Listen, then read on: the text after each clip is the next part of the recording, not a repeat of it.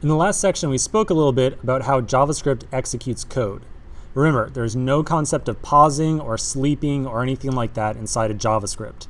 So to deal with long-running processes, we need some ability to figure out when the process finishes and only then run some snippet of code.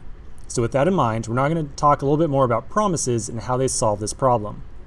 As you might imagine, promises are exactly how we're going to solve this issue of long-running processes or requests. So we're going to pivot just a little bit and talk about terminology about promises, and then tie this all back into a practical coding example. So in this diagram, we've got this promise sitting on the left-hand side. A promise exists in three possible states: unresolved, resolved, and rejected. Okay? By default, a promise exists in an unresolved state. Unresolved means we just made the promise and we are waiting for something to happen. We're waiting for our long-running AJAX request or maybe some other event to occur. So this is just when we're kind of sitting around waiting for something to occur.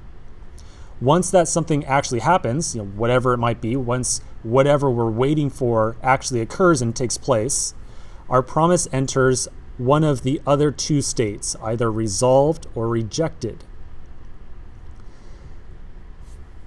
When a promise enters the resolved state, it means that our long-running process finished and everything related to it went okay. So this is kind of how we handle errors or successes around promises or these long-running processes.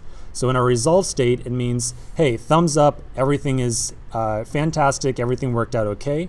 And in the case of when something went bad, like maybe our network request failed to actually execute, maybe we don't have an internet connection or something like that, our promise instead enters the rejected state. So again, three states. We start off as unresolved, and then we can either enter into being resolved or rejected after our promise has actually, whatever we're waiting for has occurred. Now let's look at one more diagram and then work on a little bit of coding examples.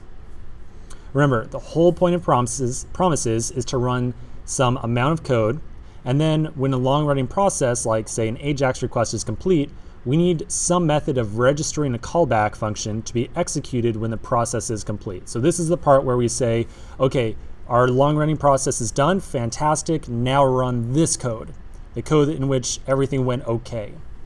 So that's where these promise statuses come into play, along with two new terms that I'm going to introduce right now, then and catch. So we're now up to a total of 5 terms. We've got unresolved, resolved, rejected, and then and catch. After a promise is created, we can register callback functions with either then or catch. And then and catch are properties that sit on top of our promise object. When a promise status gets updated to resolved or rejected, all of the functions that we register with then or catch are executed as well. So they get automatically called. Okay, so this section, and probably the last one for it, a lot of fancy terminology, a lot of lecturing, stuff that probably doesn't make sense just yet. The whole idea of this lecture and the one right before it was that I just want to kind of get these terms inside of your head. I just want to get you to kind of thinking about them.